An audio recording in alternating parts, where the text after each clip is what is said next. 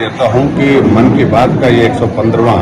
Episode जो है बिना रुके जो है आज पूरे देश पूरी दुनिया ने देखा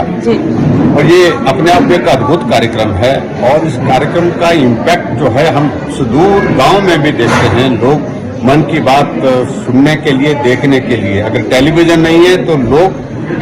रेडियो में इसको सुनते हैं। तो सबसे बड़ी बात है कि जिस तरह से आदरणीय प्रधानमंत्री ने आज अपनी बात कही, सबसे पहली बात तो उन्होंने सरदार वल्लभ भाई पटेल जी जिनमें भारत को एक भारत मजबूत भारत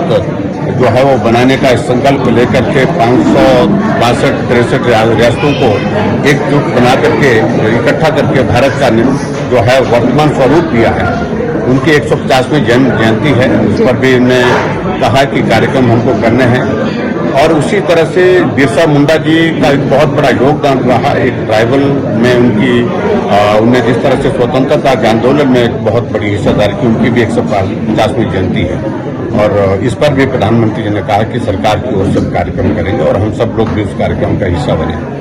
और दूसरी बात सबसे इम्पोर्टेंट चीज आज के इस कार्यक्रम में जो प्रधानमंत्री जी ने जो डिजिटल जो फ्रॉड चल रहा है, डिजिटल अरेस्ट का जिसको पर्टिकुलर जिसका जिक्र किया, ये आज के समय में बहुत महत्वपूर्ण विषय है जिस बारे में लोगों को जानकारी होना भी बहुत आवश्यक है। और प्रधानमंत्री जी ने बिल्कुल साफ शब्दों में कहा कि डरने की आवश्यकता नहीं है। 3 चीजें बताई हैं वो करने के लिए उन्हें, और साथ में उस सारी चीज से अपने आप को भी कैसे बचना है, कैसे बचाना है, इस सारी चीज में उन्होंने बहुत विस्तार से अपनी बात कही है। मैं समझता हूँ कि वो आज की बहुत बड़ी आवश्यकता है, क्योंकि देश के अंदर, देश नहीं तो दुनिया के अंदर हजारों लाखों लोग जो है इसके शिकार हो गए हैं, जिसके कारण उनको नुकसान हुआ है, आर्थिक नुकसान हुआ है। और यहाँ तक कि कुछ जगह तो ऐसी स्थिति हुई है, कुछ लोगों ने आत्महत्या भी की, हम जो आजकल के इस मीडिया के माध्यम से सुनते हैं। तो ये सारी चीजें बहुत इंपॉर्टेंट है। सबसे बात जो महत्वपूर्ण है कि मन की बात के कार्यक्रम के माध्यम से जो ऐसा टैलेंट है जिसको एक्सपोजर नहीं मिलता है, प्लेटफॉर्म नहीं मिलता है,